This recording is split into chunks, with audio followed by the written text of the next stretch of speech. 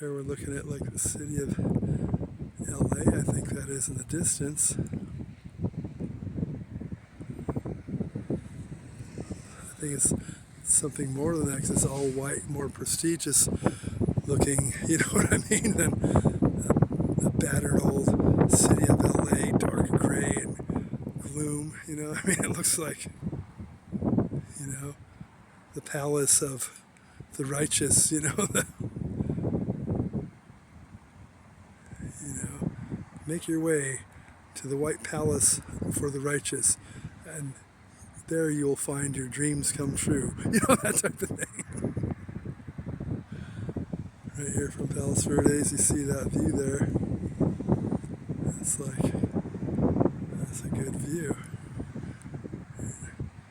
LA typically doesn't look pristine white like that, you know, it's dark gray, drab, black, and mold ridden. This looks like pure white and clean, like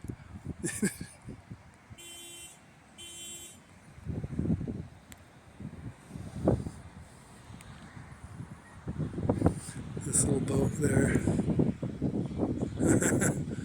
Little tiny 10-foot boat on his own out there. Probably has a little 20 horsepower engine, or less even.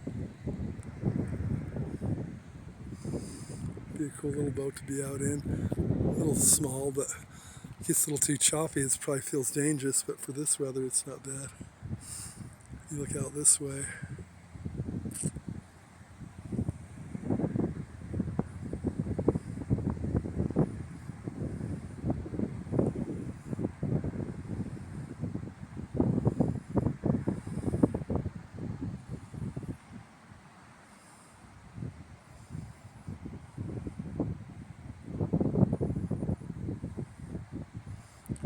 It's a good view from here.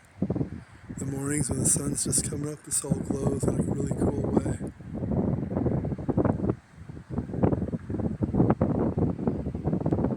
That looks like a big city there. There's a lot. Those are huge buildings to be able to see them like that from here.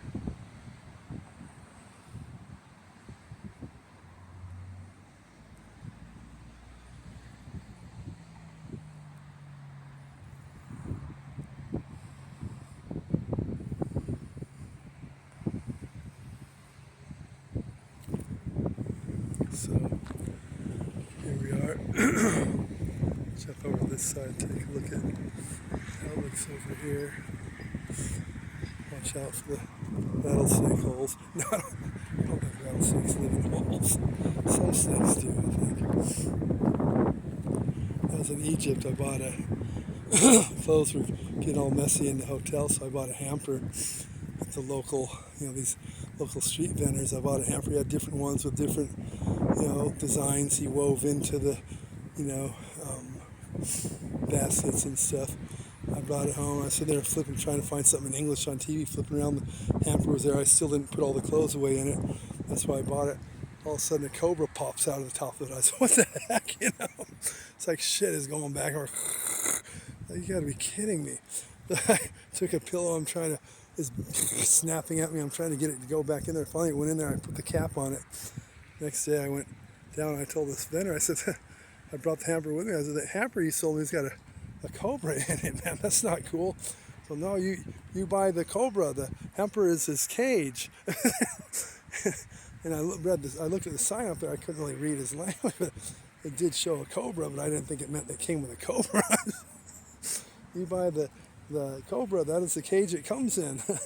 So, "I don't want the cobra." "Well, then with no refund once you buy, there's final sale." Had to give him the cobra back with the cage and lose my $15, Yeah, imagine that. You think you're buying a hamper, it ends up being a cobra, in your hotel room. He's weaving back and forth like you see in the movies and stuff, all wide, and it's like, wow, this is a big scary cobra too. Then he goes to take the cobra out, and the thing's snapping at him, biting him. This guy's been bit a million times, doesn't even faze him. Those things bite someone like us, we're goners, He's he's grabbing it, snapping at him. He puts it in a bigger cage with a bunch of others. This guy's no fear of cobras. He's immune to them, regular tourist gets bit by it, it's all over, you know.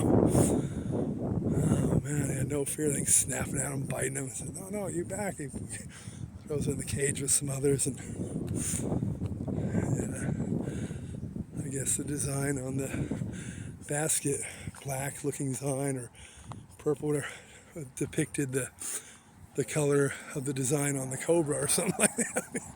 Those things are wicked looking too. Like, jeez, go to buy a hamper, end up with a cobra in your hotel room. You know? All right. No, you did not buy a hamper. You bought the cobra. That is what the cobra comes in. That is his his cage. You know. Well, I didn't know that. And no, all sales final. So, all right, here's your cobra with the cage. I guess I lost $15. You know. You'll sell it to someone else. Sure, I'm not the first one.